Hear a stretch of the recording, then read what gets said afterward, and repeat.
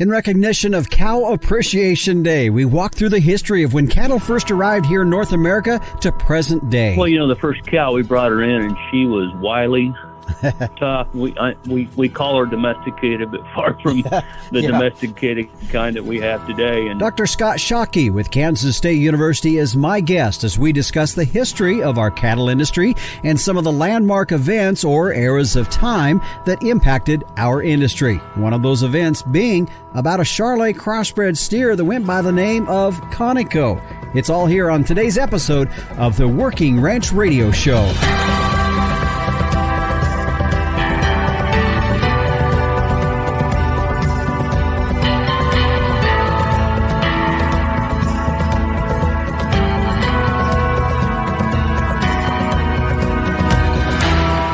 And we welcome you back here again. It's another episode of the Working Ranch Radio Show. I'm Justin Mills, and thank you for joining us here on our program. If this is your first time, whether you're listening on the radio or whether you've chosen to download it via podcast, we appreciate you taking the time to join us here on our program today.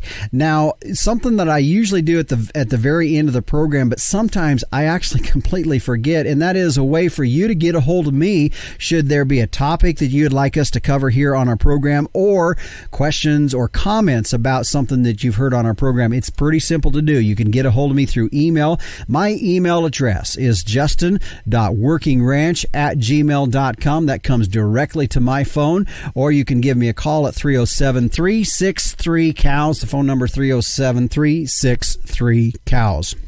Well, I'm not going to ask for a show of hands since this is an audio program, but how many of you knew this past week was Cow Appreciation Day? Yeah, July 12th is Cow Appreciation Day. Well, I have to admit, I really didn't know that. And so once I became aware of that, I thought, well, man, we need to do something in regards to that. And so I reached out to Dr. Scott Schaake. He's with Kansas State University, as we're going to go through, kind of walk and talk through the history of when cattle first arrived here in North America, and then some of the things that happened between then and now that were major impact or influences on what the industry that we all see and recognize here today. And as I shared in the opening, if you want to find out what the steer Conoco, what that story was all about, well, he's got firsthand knowledge of that as that was an animal that really did make a shift in our industry at a point in time. And so you're going to hear about that story here later in our program today. So Dr. Scott Schaake, Kansas State University, is my guest here today on our program. Of course, at the very tail end of our program today, meteorologist Don Day will be joining us with a look at our long-term weather. Right now, a thank you to our sponsors of the Working Ranch Radio Show, Bobcat, One Tough Tractor. Take a look at bobcat.com, and you can use right there on their website the build and quote tool, and you can design your ideal machine by going to their website, bobcat.com. Also, Gelbvieh Balancer, the smart, reliable, and profitable choice. For more information, go to their website at gelbvieh.org. And Zoetis, it's the little things that could derail progress, but your herd can be covered. Visit getlessparasites.com for solutions from Zoetis. Right now, it's time to check in with the captain, publisher, and editor of Working Ranch Magazine for this week's edition of Tim's 2 Cents.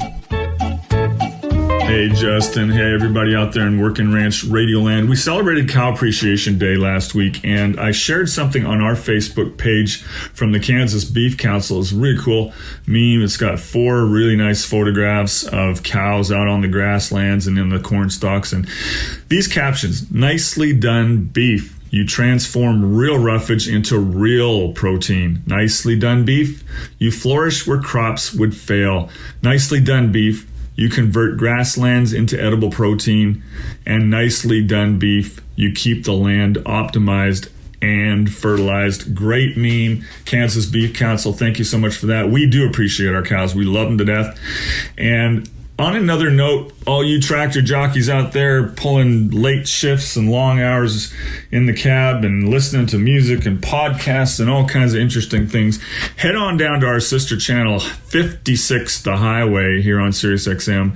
And I'll tell you what, I'm usually a Willie's Roadhouse fan and not really much into the new wave country music, but the stuff coming out of Nashville and Austin in the last month or two, I don't know if it's because a lot of these musicians got kind of holed up. They're off the road for a year.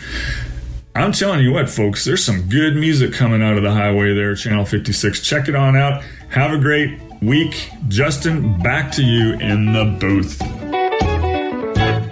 All right, thanks, Captain. And I'm going to go with this, that great minds think alike. Since you shared with some thoughts and things in regards to Cow Appreciation Day, that is also the focus of our program, folks. If you're just joining us, Dr. Scott Schaake with Kansas State University will be my guest coming up. We're going to walk through the history of when cattle first arrived here in North America all the way till now and some of the landmark things that have happened since then. And also, later on, we're going to hear about that steer by the name of Conoco. What is his significance to a landmark event that took place in our cattle industry? Well, stay tuned to find out when we return on the Working Ranch Radio Show.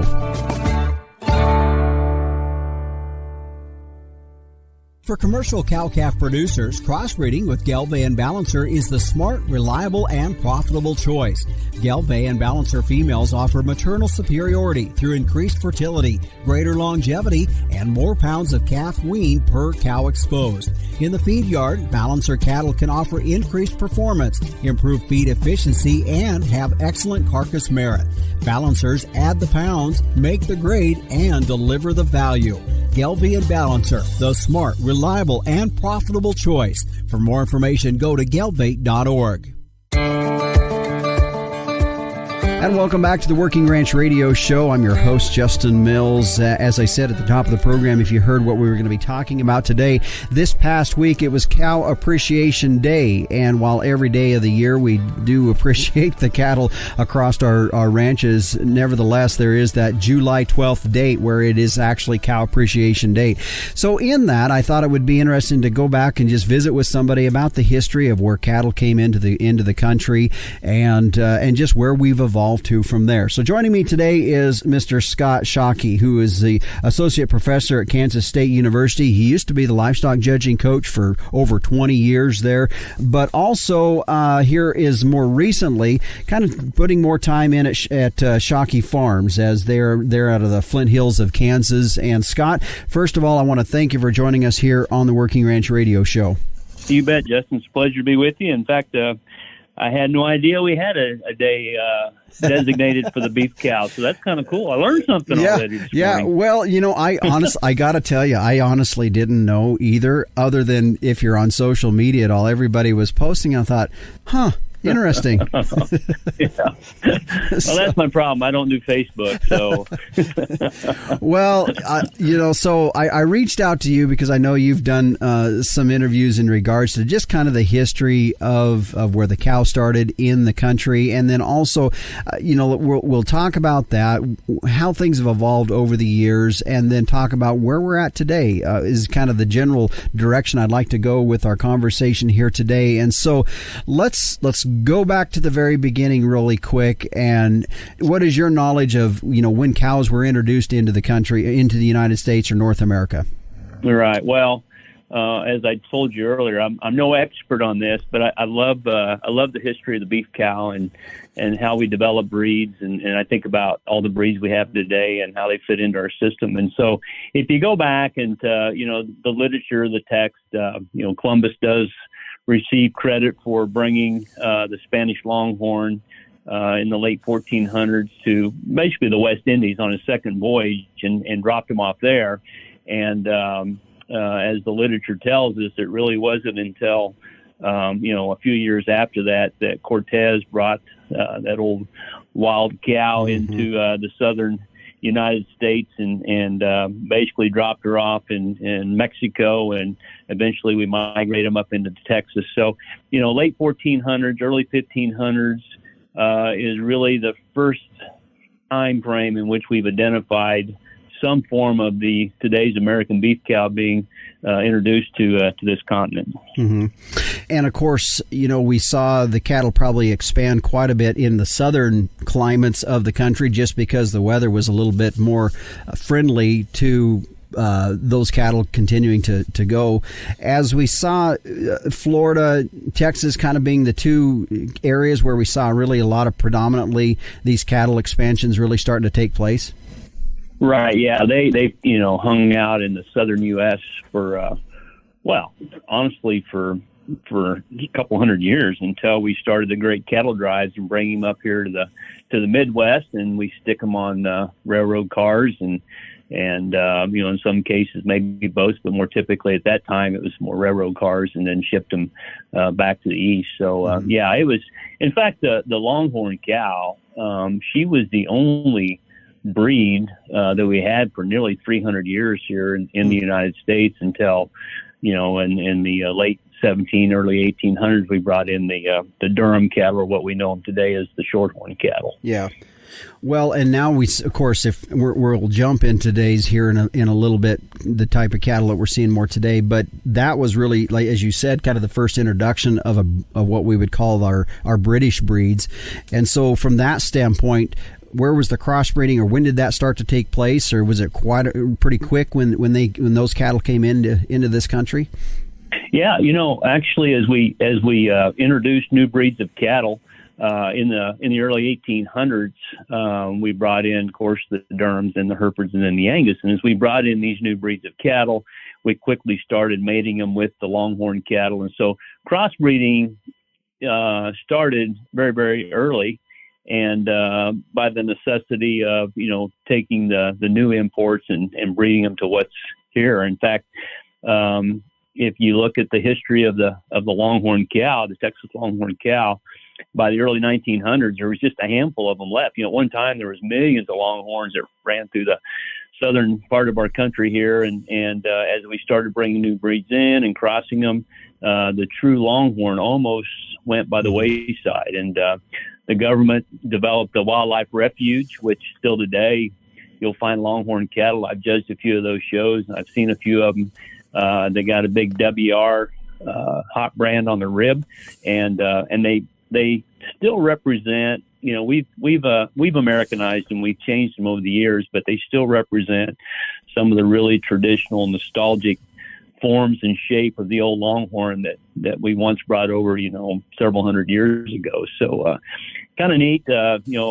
Sometimes we question if the government does things that really helps everybody, but in this case here, the government actually saved, the first breed of cattle that we brought into this country here. Mm-hmm.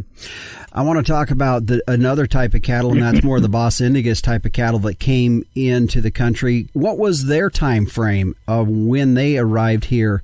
Because they've been fairly prevalent as they are today, that we see today in the southern climates of our country and into Mexico. Right. What was the evolution of that breed into this country? Yeah. Actually, a lot of those breeds, the Bos Indicus breeds, we bring them in the early mid 1800s, and then we developed our own American Brahman breed in the mid 1800s. And so, and I tell students today in class that a lot of the Brahman influenced breeds or composite breeds that we associate with, the Brangus, the Beefmaster, those breeds have actually, most of them have been developed here in the United States. And, as Kansans, and of course your country, Wyoming, Montana, we don't have much influence of that around here. We don't work with them much. Mm-hmm. But I always tell students that if you ever end up managing a ranch down along the coast, this is one breed you need to become familiar with and how they can contribute to our system. And still today, there's a lot of Brahman influenced cattle that set down along the southern coast. Mm-hmm. Well, and I think too, one of the things that we see out there is, people like this kind of breed, or they have affinity towards this kind of breed, and they kind of get defensive over those breeds. But the reality of it is there's certain breeds that just thrive way better, and it's going to be more of a geographical issue and not really about, well, I like this kind of a breed. And so when people kind of get into these matches with each other about, well, this breed's better than this breed, really there's some of this that has to do more with geography of where they're located and what kind of cattle is going to thrive in that kind of country. Yeah, no doubt. And the American Brahman is a good example. I think over time we can select cattle to fit in an environment. but that takes time. And, the selection pressure is just strictly for environment, being able to adapt to it. Whereas the American Brahman, those cattle are built for that humidity, that atmosphere. I'll never forget, a few years back, I was in Louisiana in July. I don't know if you've ever been to Louisiana in July, but it's not a great experience. Driving through the country down there, going through the swamp. And it's just a classic example where as you drove through that country, the old Brahman cow would be out grazing in the middle of the day when it was, 100 and some degrees and it seemed like 200% humidity. And the only black or red cows you might actually see, they were laying under the shade, and they probably didn't come out till evening to graze. So it's what you said about certain breeds fit in certain environments and climates. That's a really good example of how the American Brahman really does have to kind of fit in, or a percentage of it, into our systems down south. You bet. You talked a bit about the Texas cattle drives that moved cattle up through up through your area, Kansas, and of course we have movies or TV shows about some of that, to all the way to, and look in our history books to see where that cattle migrated up north. And so let's talk about these cattle drives, because that really did start to expand the cattle herd and get cattle into definitely parts of the country that had been were not developed, but we saw a tremendous amount of expansion with that going on. Right. Yeah. It was, again, you watch the movies, you read the text, and you can only envision, as we drive down the highway today going 80 mile an hour, you're thinking, how in the world do you get livestock from South Texas, New Mexico, to Abilene, Kansas, and the number of days it takes when you're moving them just a few miles a day, between the diseases, the weather, the rustlers, everything that's involved, and doing it all on horseback with just a limited number of cowboys. That had to be a painful process. And they do that maybe to make $1 a head when it's all said and done. Yeah. So, but yeah, they're, they talk about the great drives and, how many thousands of head they might start out with. And then by the time the drive is over, they might have lost as many as 50%, depending on, the time of year and what diseases they might have run into. The time frame for what we're considering the Texas cattle drives, the big cattle drives, really was in our history of America was really relatively short, though. But it did take place. But when you look at it from a time standpoint, it was relatively a short era of time. Yeah, most definitely. And then, of course, the railroad sets in, and that changes movement of livestock a lot. When we started driving cattle and started utilizing the beef cow for a source of protein, the first packing plant was actually built in Kansas City, which was kind of follows right in with the great drives. We started driving cattle from Texas to Kansas in the 1860s or so, and then by the late 60s we built a packing plant, and then of course we put the product on a rail car, or maybe in some cases by ship or boat, and head it down the river and start moving things to the east. And so again, just the development of the railroad system of moving cattle other than by horseback really changed the location where all these cow herds were located. My guest today is Scott Schaake, who's associate professor at Kansas State University, but even more importantly, he likes to be known as a rancher, because that's what they do as well at Schaake Farms. They're located out of the Flint Hills of Kansas. We're going to continue with more, and Scott, you were just talking a little bit about where we started to see the beef processing industry start to pick up and get started. We're going to talk more about that when we come back. You're listening to the Working Ranch Radio Show. Living in the country means working in the country, and that calls for a tough tractor. Well, Bobcat has 15 models in its compact tractor lineup from 21 to 58 horsepower. With the help of your local Bobcat dealer, you'll find a perfect match for your property and to-do list. Get a look at all the different models at Bobcat.com, and while you're there, use the Build and Quote tool to design your ideal machine. Get yourself one tough tractor from one tough animal. Bobcat. Visit Bobcat.com. And welcome back to the Working Ranch Radio Show. I'm your host, Justin Mills. My guest today is Dr. Scott Schaake. Doctor, I forgot to mention that earlier, Scott. When I feel this, I guess I feel this. If you put in that much time and effort to get a PhD, then we need to make sure that we call you Dr. Scott Schaake. So I don't know about that. It's funny because I grew up farming and ranch with my mom and dad, and I just assumed as soon as I get out of high school, I'm staying home to ranch and farm with them. And they're like, no, you need to go to college. This is back in the 80s when it was tough. Yeah. It was tough sledding and agriculture. And so they brought me to Kansas State, dropped me off. And, 10 years later, my dad's asking, are you ever going to get out of school? I tell the students here, it's like, don't worry about the doctor part. I'm just proof that, if a person puts enough time and effort into it and pays attention, you can actually get a PhD. So it doesn't bother me. Well, I'll tell you what, I still got to commend you because there's a lot of people that go to college for 10 years and barely walk out with an associate's degree these days. So. Yeah, that's true. Yeah. So at least you have something to prove. Yeah.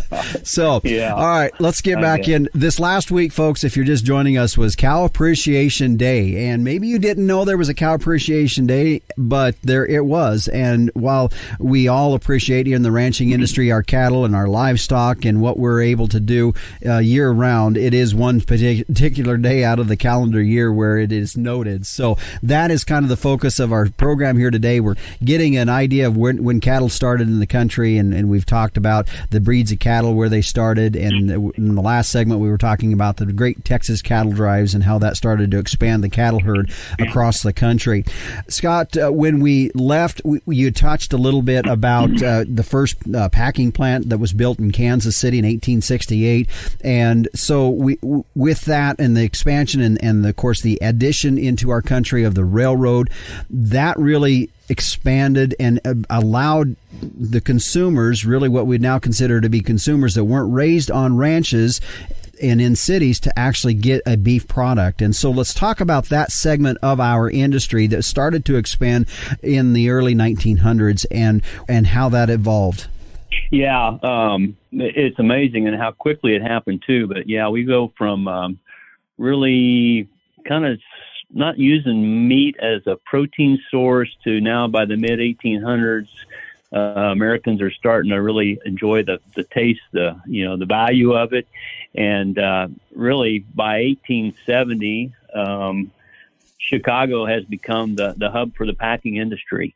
I don't read very many books at all, but one of the things that one of my professors made me do, I did my graduate work in meat science, but he made me read a book called The Jungle that was written by Upton Sinclair, and it talks about the packing industry and its development and focuses on things that happened in Chicago, and as a result of that, it led to the Meat Inspection Act. And boy, if you want a real eye-opening experience, and again, you kind of place yourself in that novel, you're placing yourself into the time frame and thinking about, especially if you've been through modern plants, thinking about what those mostly men did in there and how we harvested animals. Holy smokers, that is makes you shake to think about it. But in Chicago, when they start building those plants, and even today, and even here in Kansas City, you'll drive by an old armor plant or parts of it.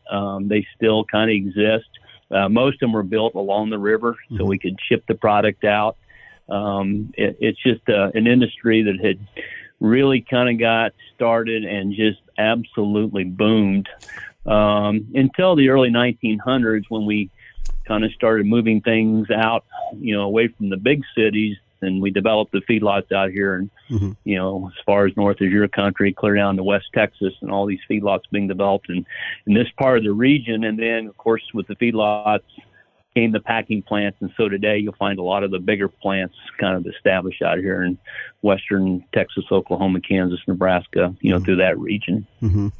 You touched on the point of the feedlots starting to be a segment of our industry, because back in the 1800s, it was really a grass-fed type of an animal product that we would see, because there really wasn't the volume of farming or feed developed that we see today. And so that's really been a segment of our industry that's probably been really evolution since we started to see, I'm guessing, probably tractors and the Industrial Revolution.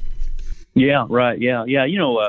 Originally, the term horsepower is named for a reason, because we use horses, we use oxen for draft purposes. And so, a big, large animal that, again, we didn't feed them things $7 corn like we do today. They basically were raised on grass. And so you're right. The first beef that was consumed was never, ever, grain-fed beef like we know it today. That really didn't start until the mid or early 1900s, where we started feeding livestock grain, when everything started shifting to the western part of these states and the development of the feedlot era. Mm-hmm. And of course, what continued throughout that entire process was the continual demand for red meat that drove that ability. We needed more beef. We needed more beef product out there, and that continues. Yep. We continue to see that here today. You said you had done, you'd read a book, or some of your undergrad or your studies was in meat science, and so from that standpoint, as we've seen these expansions of the packing industry, in that was expansion to a point, and then we saw some consolidation in that process as well, and that one might have been through the 70s and 80s as well. Maybe touch on that just a little bit. Yeah, it's kind of like a lot of things. They get bigger, more sophisticated, and as our demands, their consumer demands changed, a lot of the plants, changed, and one of the things, a lot of people are like, well, we should just build our own packing plant. And holy smokers, you think about what goes into a packing plant, and especially a modern plant, the technology.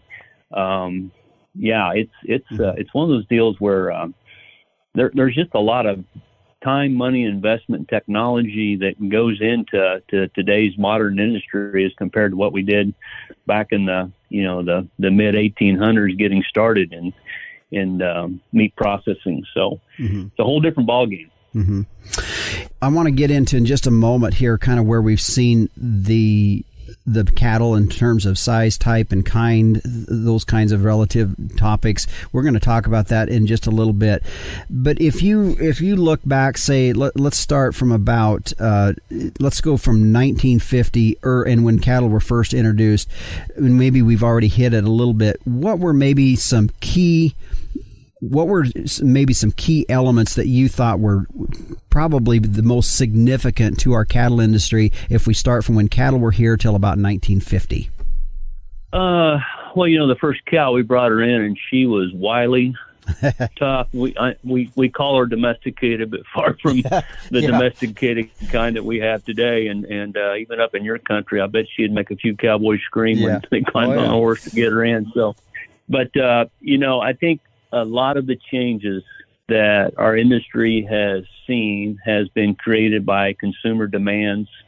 The change in the kind of cattle that we had back then and what we're raising today was really because we're starting to look at inputs and what it costs to raise beef, to raise a cow calf, and so we look at the efficiency, the ability to convert, utilize ground that maybe we can't build a $500,000 home on because it's too steep or whatever, but we can dang sure use the beef cow to utilize that kind of terrain. So there's a lot of things that have changed, beef cattle in terms of conformation and type and kind that has really been driven just by the economics of it. My guest today is Dr. Scott Schaake, who is Associate Professor at Kansas State University, a former livestock judging coach for many years at Kansas State, and also part of Schaake Farms there in Westmoreland, Kansas. We're going to continue with Scott after this. We're going to get into, with him being a livestock judging coach for many years, I know he's seen the pictures. I know some of you maybe have too, of where we've seen a cattle evolve from where they were and the ebb and flow of that breeding, and where we've seen from short cattle to tall cattle and middle-sized cattle. We're going to talk about that when we return here, as we recognize this last week was Cow Appreciation Day, and that's kind of the focus of our program here today. We'll be back when we return on the Working Ranch Radio Show.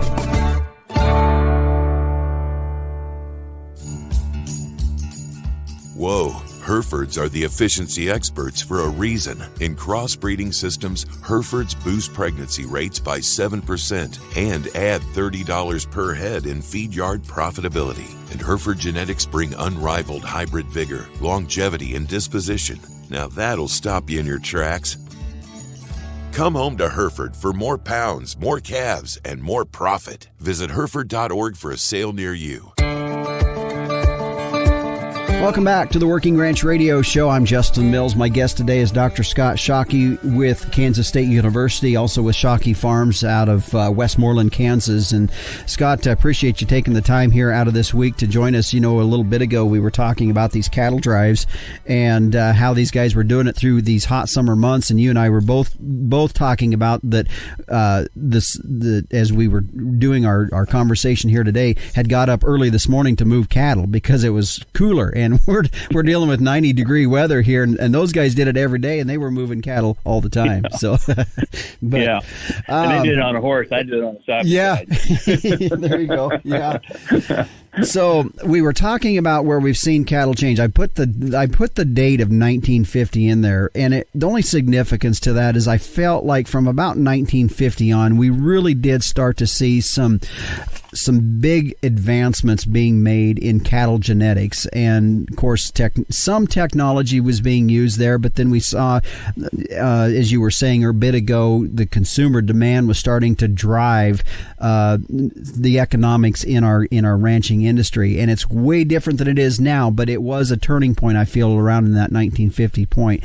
So let's talk about the type and kind of cattle that we started to see evolve. And I know you judge a lot of cattle, you've seen a lot of cattle, and for guys up in the range country, we're not really big on the show ring side of things, but nevertheless, it has also been a model where we've gotten to see some of the ebb and the flow in the cattle types and kinds of cattle. So let's talk about that and how that changed from about maybe the late 1950s all the way up to where we're at today. Yeah. Early 1900s, they were great big, just late maturing cattle, and then Americans wanting more beef, and we had to change the maturity pattern, the size, and so we just bring them way back. And I'm sure you have a lot of listeners that can remember these, because I do, and I'm not that old yet, but the belt buckle cattle, and that was the 40s and 50s, and even going into the 60s, they were little bitty, early maturing, fat. We needed that change because we needed more beef. We didn't need the big late maturing kind. As we started the feedlot era, we started feeding those kind of cattle. And so by 40s and 50s, we were really focusing on three breeds of cattle. That would be the Herefords, the Shorthorns, and the Angus. And it's fun to look back on those, and even remembering, because my family fed cattle, and I remember we had them little short dumpy things in the feedlot and just little bitty toads. And one of my favorite stories to tell students, I had the opportunity to work here under Dr. Don Good at Kansas State. And a lot of times before he officially retired and left the university, I'd sit in his office and just hear stories that him and Dr. Miles McKee would tell about, cattle and cattle shows and cattle people. And he told the story about in 1969 when he used Conoco as the grand champion steer at the Chicago International. And that was the first Charolais Angus steer, that crossbred steer that had won that particular show. Mm-hmm. And he said, Schaake, I wasn't sure I was going to get out of that show with my hide, because he said you could hear a pin drop when somebody comes in here and uses a crossbred steer that has never, ever won a show of that size compared to normally it's a big purebred steer that would win. And so we look at the carcass stats of that steer. He was a yield grade 2, low choice, weighed just shy of 1,300 pounds, just absolutely. And today we would call him a very, very acceptable steer on the rail. And the reason I guess I mentioned that is because that was really one of the things that changed our industry a great deal, because the USDA yield grade had been implemented just prior to that show. And Don Good, of course, he's in academia, and he was well aware of the need to make cattle leaner and heavier muscled. And so he went in and selected a crossbred steer that was just that. And, prior to that, we were all used to producing the little short fat ones. And so with implementing the yield grade and eventually a quality grade, suggesting that if we eat too much beef fat, we're going to die of a heart attack tomorrow. All that kind of changed the kind of beef cow that we needed to produce. And so we went from the little short belt buckle fat cattle to, by the 1980s, I showed them, and a lot of us did, great, big, tall. I told my boys you'd have to have a corn crib full of corn to feed them things. They were big and late maturing, and we were breeding them as 2-year-olds, the calf as 3-year-olds, and just from a production, it just didn't make sense. But we thought that was the direction we needed to go to make them leaner and less fat, and so we got kind of carried away and created a bit of a monster there. And so one of the things that Dr. Miles McKee always said, and I remembered sitting in on his lectures, that the pendulum continues to swing in our industry. And when you think about cattle type, and that's exactly a good example in our lifetime, the 1950s and 60s, the lower short fat cattle. And then by the 80s, we had them too big and tall and not enough product. And then we're kind of swinging the pendulum back the other direction. So it's a continual process. It hasn't changed over the years. And sometimes what happens, we hit the ideal endpoint and we just seem to go a little bit too far and go too extreme the other direction when we kind of pass the perfect spot, I guess, so to speak. Mm-hmm.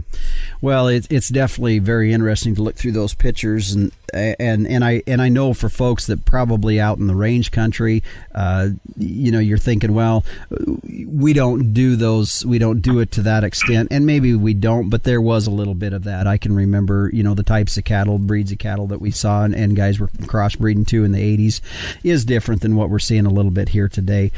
I want to talk about then if we look from about maybe 1950 till now, and I'm going to ask you the same question that I asked you before, and what are some key, if you were to look back over the last 70 years and say these advancements, 2 or 3 things, these were huge to what's shaping our cow that we see today, what would that be? Oh, first thing that comes to mind is just the world of genomics. The ability to be able to map out genes and identify at a young stage if this animal has the ability to gain and carcass traits. And, there's some things we can't measure, but just the whole idea of genetics and its value and the progress we can make through genetics has changed, I think, our industry a lot. And maybe sometimes for me, and again, I use it as a tool in my own personal herd, but I just use it as one of the many tools that we have, because I have also seen, and I have a few of them cows that, I've lost some, whether it be udder structure, feet and leg problems. So it's become a balance, at least in our program, to use the world of genetics, but also I still go back to what my dad had taught me and my grandparents, they were in the cattle business. You still got to pay attention. And we don't measure udder structure. We don't measure foot quality yet with an EPD that's maybe quite as accurate as some other traits. And so I still think it's pretty important to pay attention to those kind of things. But I think one of the biggest things that has changed our industry has definitely been the world of genomics. And then, as we get into this whole deal with the war and grain prices and world hunger and again the battle, do we feed corn to cows or do we feed corn to people? And I think we're still going to, and I know there are parts of the world, y'all have been through it. When it's dry and tough, you really look for that efficient kind of an animal, livestock that can get it done on minimum feed, and we've done a good job over the years. But there's probably still more room for improvement on that. Too many 8 out of 10 years, we're not paying $7 for a bushel of corn. We're paying, $3.50 to $4. So it's not that big a deal. But boy, the years where we're feeding cattle and we got to pay that kind of money, you realize efficiency becomes a big part of it. So, those are, I know there's a lot of things, but I think from a cow-calf standpoint and really the whole industry is, those are the 2 things that kind of come to mind pretty quick that I think have made a big difference in the kind of cattle we have today. I would have thought maybe when you say genomics, this is kind of encompassing that maybe it is said the utilization or more utilization of artificial insemination. And is that, when you were talking genomics, is that kind of under that umbrella? Yeah. And actually, I also I also think about the world of embryo transfer. Today, the use of IVF, and I have former students that are embryologists, and in fact, a couple of them do my work. And I also say, you got a great business and great product, but I think we've also kind of misused it because, again, some breeders like to do it, but is there value in collecting and flushing a virgin heifer that's never laid down and calved?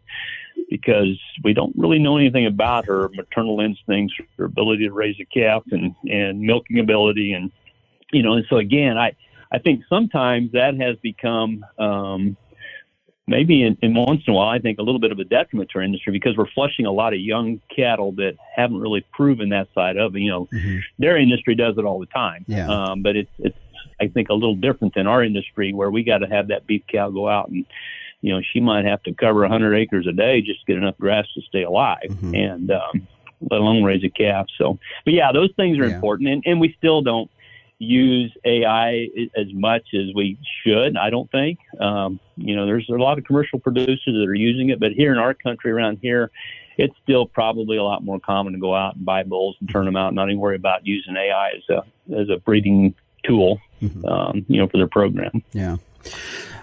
As we wrap up here, a final question I've got is if we were to look ahead and from your perspective, looking into the future of the beef industry, the cattle industry, as we are doing this show in recognition of Cow Appreciation Day, and looking ahead, what do you see our industry looking like? And I know this is kind of a tough question in a way because I don't even know if I'd have a good answer for this, but what do you kind of see this beef cow looking like in the next 10 to 15, 20 years in our industry, what it's going to look like? Well, yeah, I think efficiency is going to be a big part of it. We're always going to be challenged with trying to do more with less, whether it be less grass, less feed. I think too, we have a great story in agriculture, and not as many people understand our story as they once did. And so still education is a big part of it. We have to be active, proactive. We have to make sure that we do things right, humanely. So much of this is a perception that people that have never been around it, they don't quite understand it. And so, we just have to pay attention. And we as producers, I think we all do a great job. That's not an issue. It's just the perception that maybe the other people have is how we run our practices and our programs. But, I really think the number one thing, it's going to have to be efficiency because we're going to have more people to feed and probably less acreage to raise the bovine on and maybe less feed sources. So it's going to have to be I think a huge challenge someday to get it all done. Mm-hmm. Yeah. Well, good comments there to kind of end on. One more question. I always think of one more whenever you're answering, and I didn't really give you an opportunity to do this when we started our conversation. But real quick, talk about your operation there there in Kansas at Westmoreland. Well, I grew up farm and ranch in the eastern part of the state, and we always had, we had the little Angus cows in the 50s, and Dad bought Charolais bulls, and then we ended up using Simmental bulls on the Charolais Angus cows, and so I had a very fond love for Simmental cattle at a very young age. By the 70s, we had quite a few Simmentals running around, and so once I kind of started slowing down a little bit on the coaching side and having a little more free time, we ended up putting more Simmental cows back together and kind of had our own little program going up here north of Manhattan. So currently we have 125 or so cows. We put in 30 to 50 embryos and have a bull sale, have a bred heifer sale. We have a couple online sales. We try to cater really to all markets. We try to raise a few show heifers for kids because I have a lot of I think there's a lot of value in the junior programs, but we also produce seed stock for other Simmental breeders, and then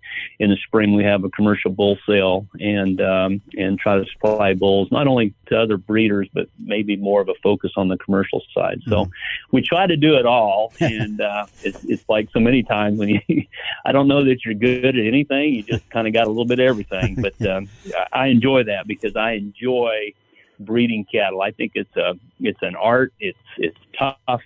It's challenging, and I really like to do that. Mm-hmm. A lot of fun. Well, I sure appreciate you taking the time. I know, as I said earlier this morning, we waited a little bit because you had to get some cattle moved in the cool of the day. So I appreciate you taking the time to join us here on the Working Ranch Radio Show.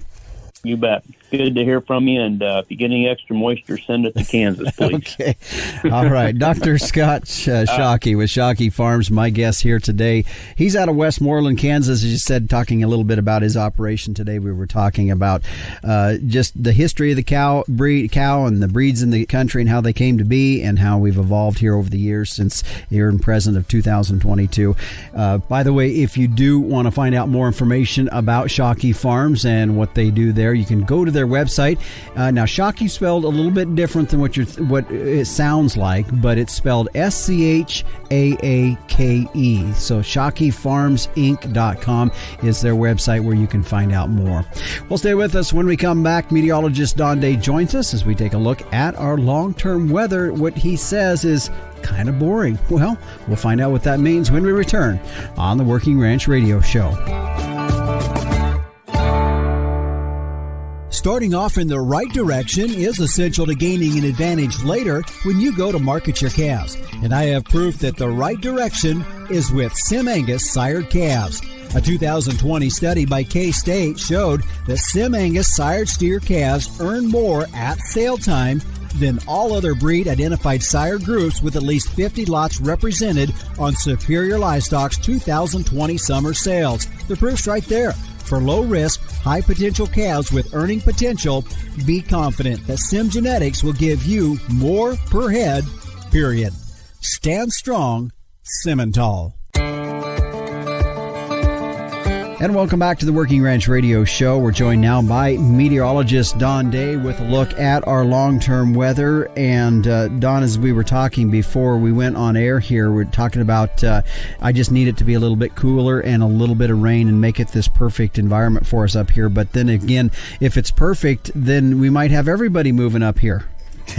That's right. I mean, one thing about living where most of the United States is, which is in the mid-latitudes, is you go through extremes and you have these episodes to where, boy, it's too hot, it's too cold. You know, when is it ever just right? And usually it never is, except for moments. And it's those moments we remember when it's just perfect. And I guess that is when those are the special days, when you get a good rain and then it's cool for a couple of days afterwards. But we are kind of entering into the time of year that is the hottest time of the year for the nation. And so this is when the complaint line goes up in terms of people complaining about the heat. Are your highest complaint months kind of about 6 months apart? They really are. You are correct. It's either really cold or it's too hot. Right. It's usually January, February. And then, so you're right. So it's about, right around that 6 month time frame to where we get that time of year, because it's been warm enough long enough now that it's starting to grate on people's nerves for sure. And we really do see a very warm stretch of weather here for another week. Yeah, we do. You were talking about that in your daily video podcast, that it is kind of a boring time of the weather year because it's just kind of the same thing. And we see the high that serves as an open and closed door moving either to the Four Corners area of the country to back over around Kansas, Oklahoma, Texas area, and it just kind of moves back and forth. And as it does that, we see that monsoon moisture going one way or the other. Yeah, that's right. High pressure tends to dominate most of the lower 48 states as you get into July and most of August. The jet stream retreats way up into Canada. And we just stopped talking about storms and fronts coming out of Canada and the Pacific. And you mentioned that high. And it's very natural, very typical in the summer season for a large area of high pressure to be centered over the central United States. And that wobble west and that wobble east you mentioned really does kind of regulate the amount of subtropical air that is let into the United States, either in the western United States with that North American monsoon, or open the door to the Gulf of Mexico, allowing very humid air to get into the Gulf Coast states. And then that is the air that feeds into the Corn Belt, making the corn grow with that higher humidity air and bringing those showers and thunderstorms that we count on in the summer season. The next phase of our weather pattern in the summer is the tropical phase, which is, are we going to see the tropics get going. Right now, it's been very, very quiet, even in the Pacific with tropical activity. But as we get into August later this month, that's something we'll be talking about for folks who live in the Southeast and the East. Mm-hmm. Let's talk long-term, but maybe near-term, if that's kind of contradictory terms there, I realize. But as we are approaching the middle of July here and looking to the latter half of July, do we continue to see this hot weather across most portions of, say, the Midwest to the Northern Rockies and down into the southwestern part of the country to continue to remain? Or are we going to see that start to fade a little bit or even get warmer? Well, what we're likely going to see is where it's hot now is where it's likely going to continue to be the hottest, at least here over the next 1 to 2 weeks. And so that would be from part of the southern plains, from central and northern Texas through Oklahoma, Kansas, into parts of the western Corn Belt. And that would include the northern plains, east of the Rockies, down into those southern plains. And the reason the heat there will be the most extensive is because that's going to kind of be the average position of this dome of high pressure, to where while there will be attempts of some cool fronts coming out of Canada to kind of knock down that high pressure ridge, more often than not, it's going to win. Now, either side of that ridge axis, whether you're going to be in the eastern Corn Belt or the southeast or in the southwestern United States, that's where the heavier moisture will be, the more clouds and the better chances of precipitation, and temperatures won't be as hot. So if you want the hottest part of the nation, it's really dead center part of the U.S. So I am continuing to be concerned about Oklahoma, Kansas, parts of Nebraska, really being the hottest and also the driest. Mm-hmm. Around the edge of that high pressure ridge, we'll continue to get these series of thunderstorms, that ring of fire, we called it, to cool things off. But it really does look like that right in the middle of the nation is going to be the hottest and the driest. Okay. All right. Well, Don, thanks for joining us with a look at our long-term weather. Thank you. Meteorologist Don Day with a look at our long-term weather. His website can be found at dayweather.com. And from that point, if you'll find the link within that website to his daily video podcast, if you want to find out what's going on for weather across the country every Monday through Friday morning as he kicks out that video podcast. Or if you're savvy with YouTube, you can find it there by going to YouTube and searching Don Day Weather as well. Well, stay with us. When we come back, we're going to talk about an exciting program I'm looking forward to having next week. I'll tell you what that's about as we put a wrap on this week's show. We'll return on the Working Ranch Radio Show after this. Do you have a young child, grandchild, niece, or nephew that loves the weather and wants to learn more? Day Weather has produced a children's weather journal full of weather facts, fun weather experiments, coloring pages, and pages to record weather observations for every season of the year. The weather journal is for ages 3 to 7 and designed to be fun and educational. The interactive weather projects are fun for the whole family to take part in. For only $10, the Day Weather Journal is a great gift idea for any occasion. Click on our Amazon link to order at dayweather.com. Well, it's been a fun program here today as we celebrated Cow Appreciation Day. That was actually earlier this week, but it was a good way for us to walk through the history of the cattle industry here in North America. Dr. Scott Schaake out of Kansas State University was my guest. I appreciate him joining us as well. Ironically, I find it interesting that our topic this week really does kind of tie back to last week's show. Dr. Scott Howard out of Colorado State University was joining us as we were talking about the new generation carcass. Take a listen to that if you haven't had an opportunity to do that.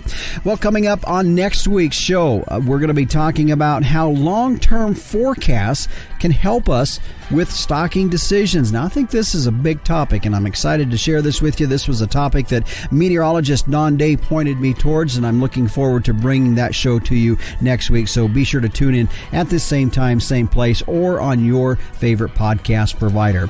The Working Ranch Radio Show is a production of Working Ranch Magazine, branded number 1 by America's Ranchers. If you don't have your subscription today, you can get it started by going to workingranchmag.com. Thanks again for joining us. I'm your host, Justin Mills. And until next time, keep your chin down and your mind in the middle. So long.